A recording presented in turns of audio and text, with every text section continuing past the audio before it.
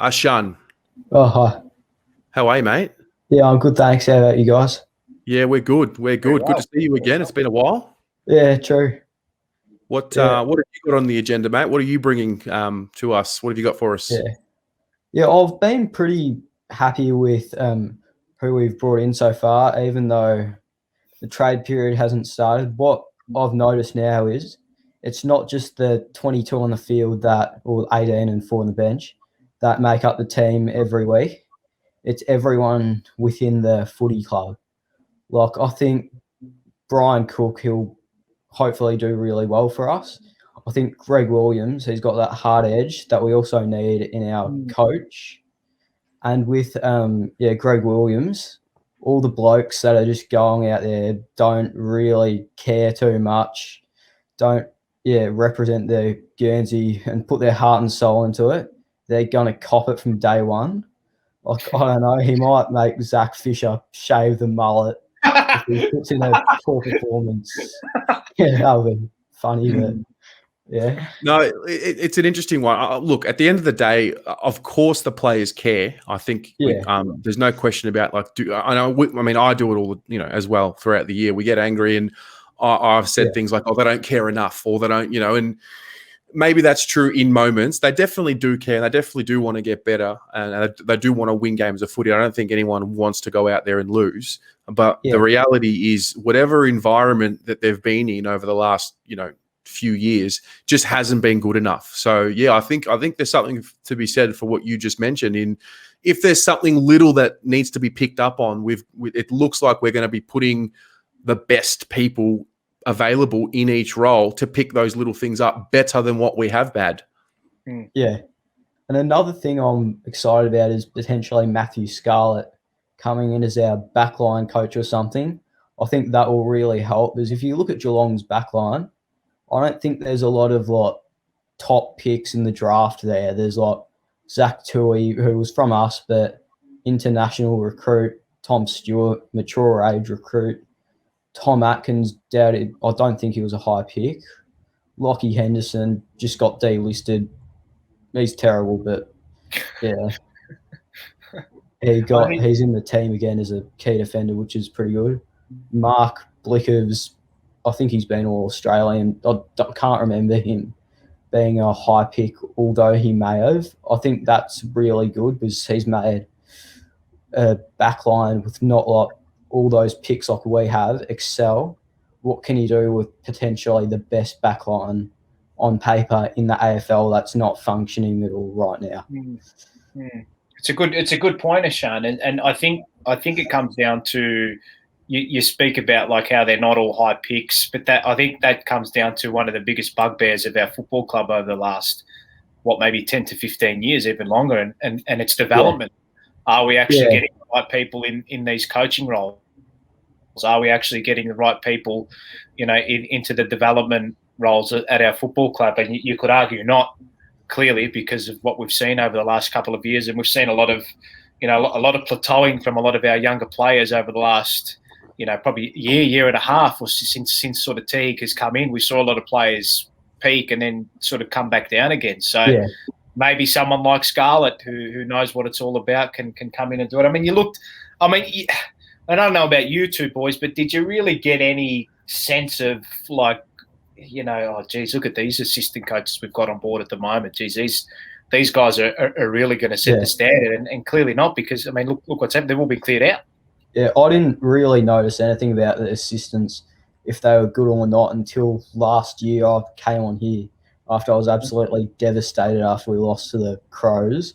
And half the people on here were saying, assistants, Brett Stanton's useless, John Barker is useless. He's coached 10 games and one of them's the biggest loss in our history on Mark Murphy's 200th, all that stuff. Then I realised, we probably need to fix people behind the scenes. That's what Richmond's done. That's what Melbourne's done. Now look at them. Yeah, and it goes back to as well, because I think, I mean, there were, I don't know if there were rumours, but I think that it's been sort of confirmed that at the end of last year, I think Teague was asked if he wanted to change assistant coaches, and he said no. He goes, I want to back my boys in, and you you live by the sword and you die by the sword. You know, you kind of reap what you sow with regards to all that. So, look, I mean, clearly, these coaches have not they've not been good enough with regards to the standards they set, because you see it out on the field every week. You don't have to be inside the four walls of the football club every week, lads. You know, we just see it. Yeah. Yeah, so, I think also when you talk about the assistant coaching panel, I mean, I remember doing a podcast before we were doing video for Blue Abroad. I did it with Mark and Alex, and we went through in 2019. We went through the panels of, you know, Geelong, Richmond, Hawthorn, who were, you know, playing some good footy at the time. Yeah. I mean, Luke Power coming in was obviously one that had something behind him, and we're all really excited. And we've obviously, you know, had him on the channel, and he's spoken, and we've got that direct feedback from him. But I mean, at the moment, Matthew Scarlett's just a pipe dream, but someone like that, I picture. I mean, can you imagine, you know, Jacob Wiedering learning off a Matthew Scarlett? I mean, again, it's not confirmed, but the idea of it is exactly what we're talking about. Yeah, I think you understand it too, because it's a. I mean, you want premierships. I mean, you've got to have. I still believe you need to have blokes in there that have been there and done it and understand what it's all about. I don't think we've got a bloke that's won a flag. Not one bloke who's going to be on our list. Oh no, we've got Ed Curnow.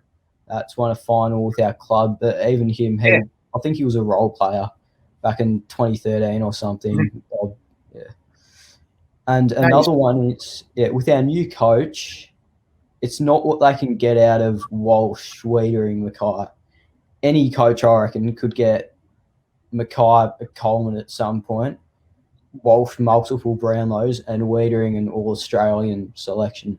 It's what he can do with all the players that are on the fringes of their career or at the crossroads where maybe they can be good. They've got potential, haven't fulfilled it. Like, say, Sam Petrevski-Seton, Paddy Dow. Spot on. Be all of those blokes, which is going to make or break a coach, I reckon. Absolutely. Who do you think the coach should be? That's the question. Who have you got your crosshairs set on? Oh, I don't know, because I've got really no idea. I was thinking Ross Lyon would be good, but I don't know. I think maybe Michael Voss. I can't remember much of him in like 2009 or 2013, but I remember Brisbane were sort of floating around that very bad to like mediocre range a lot of those years. I think maybe their list was a bit old because there are some big names on paper in that team looking at it. And I think he went 43, 1 draw and 65 losses or something like that.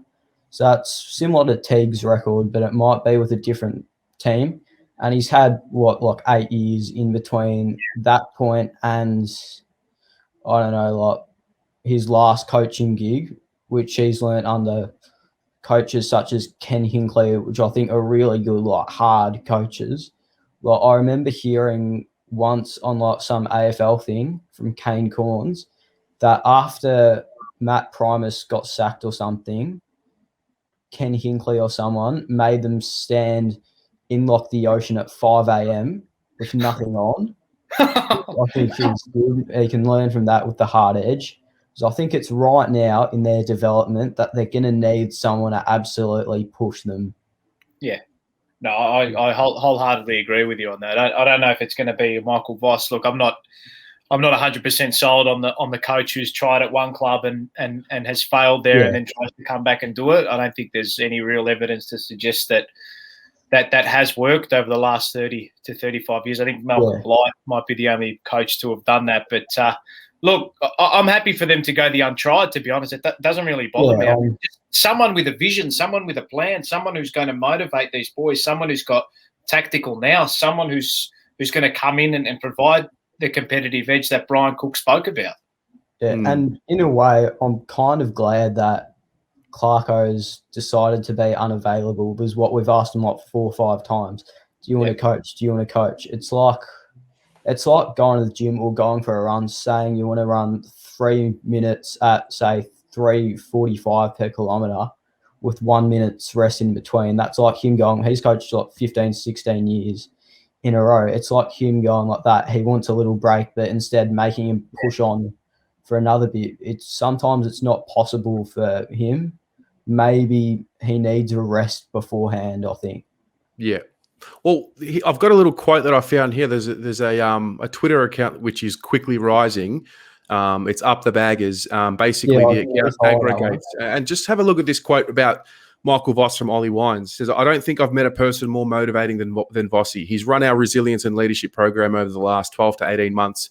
And what he's done with our group and the connection and trust he's built within that playing group is enormous. And obviously, you're going to get positive quotes from players that have, worked with him. I've had a very brief exchange with Michael Voss. It's so random. It was in Shanghai, and when I was doing some voluntary work with Port Adelaide there, and I was just basically walking around with Port Adelaide and just on the sidelines, and I was just there if they needed me, right? And I'll never forget. This was Rosie, Dersma, and Butters' first year. And I'll never forget, they had done their training session, and the three of them had stayed back to do this particular drill with Voss. And I never forget watching them watch Michael Voss teach them. And we can talk about what happened at Brisbane, and it didn't work out the way, it doesn't look as successful to some people, but make no mistake, it's Michael Voss. That's one of the greatest captains of the modern era. He's 3-time premiership captain, tough. And I just look at Michael Voss as someone who Patrick Cripps will really thrive under.